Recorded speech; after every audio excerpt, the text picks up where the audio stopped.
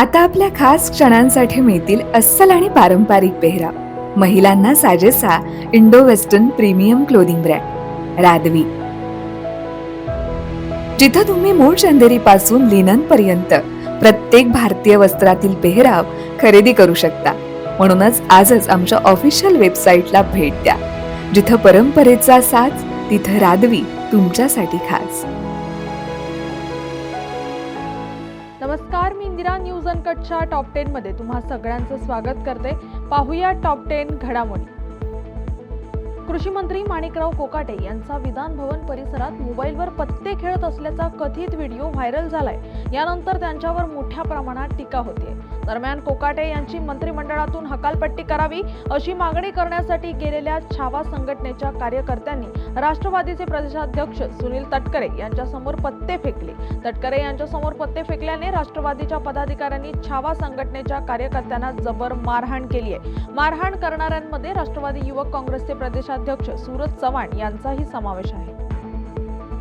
पहलगाम हल्ल्यानंतर संसदेचे पहिलेच अधिवेशन आज सोमवारपासून सुरू होत आहे. महिनाभर चालवणाऱ्या या पावसाळी अधिवेशनात ऑपरेशन सिंदूरसह अमेरिकेचे अध्यक्ष डोनाल्ड ट्रम्प यांचे मध्यस्थीचे दावे, बिहारमधील मतदार फेरपडताळणी आदी विषयांवर वादळी चर्चेची शक्यता आहे. या पार्श्वभूमीवर सर्व महत्त्वाच्या मुद्द्यावर नियमानुसार चर्चा करण्यास सरकार तयार असल्याचं संसदीय कामकाज मंत्री किरेन रिजिजू यांनी सांगितलंय. तर महत्त्वाच्या विषयांवर पंतप्रधानांनी संसदेत निवेदन करावं अशी अपेक्षा इंडिया आघाडीतील नेत्यांनी केली आहे.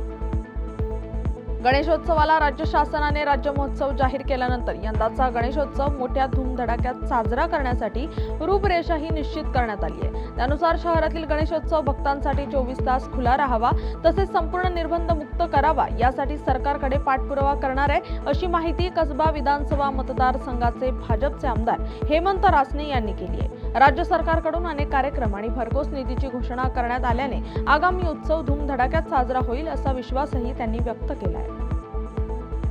मातृसत्ताक पद्धतीने सगळे सोयरे व्याख्येत बसणाऱ्या नातेवाईकांना कुणबी प्रमाणपत्र न देण्याची किंवा आरक्षणाचा लाभ न देण्याची भूमिका राज्य सरकारने घेतली आहे. मनोज जरांगेच्या आंदोलनाच्या दबावामुळे लोकसभा निवडणुकीआधी तत्कालीन मुख्यमंत्री एकनाथ शिंदे यांच्या आदेशानुसार काढलेली प्रारूप अधिसूचना प्रलंबितच असून तिची अंमलबजावणी सरकारने टाळली आहे.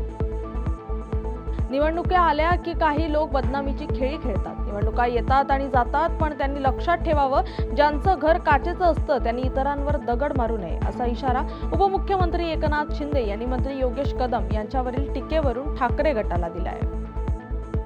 पर्वती जलशुद्धीकरण केंद्र ते SNTT दरम्यान जलवाहिनीतील गळतीमुळे कोथरूड परिसरातील विस्कळीत झालेला पाणीपुरवठा रविवारी सलग तिसऱ्या दिवशीही कायम राहिलाय. Model colony, revenue colony, state bank colony, श्रमिक वसाहत, happy colony, Meghdoot, Tejasnagar, Dahanukar colony, Sutardara, Kishkinda Nagar या भागातील अनेक सोसायट्या, गृहसंकुलांना त्याचा फटका बसलाय. विस्कळीत, अपुऱ्या आणि कमी दाबाने पाणीपुरवठा झाल्याच्या अनेक तक्रारी स्थानिक नागरिकांकडून करण्यात आल्या.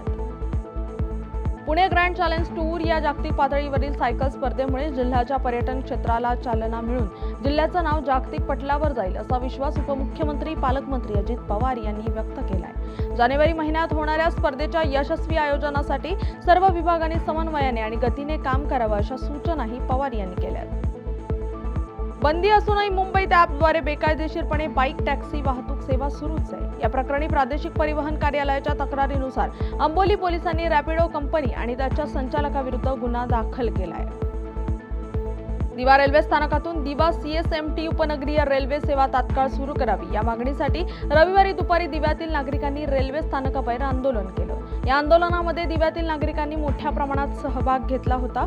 सुरक्षेच्या पार्श्वभूमीवर ठाणे लोहमार्ग पोलिसांनी स्थानक परिसरात कडेकोट बंदोबस्त ठेवला होता. आंदोलनाच्या कालावधीत दिवा स्थानक परिसरात वाहतूक कोंडी झाली होती. ऑस्ट्रेलियामध्ये झालेल्या 66व्या आंतरराष्ट्रीय गणित ऑलिम्पियाडमध्ये भारताने 6 पदकं पटकावली आहेत. त्यात महाराष्ट्राच्या आदित्य मंगुडीने सुवर्ण पदकावर नाव कोरलंय. या स्पर्धेत भारत 7व्या स्थानी असून सलग तिसऱ्यांदा भारतीय संघाने पहिल्यांदा 10 संघात स्थान मिळवलंय. आणि या बातमीचा वेळ झाली आहे टॉप 10 मध्ये इथेच थांबायची. तोपर्यंत पाहत राहा न्यूज अनकट.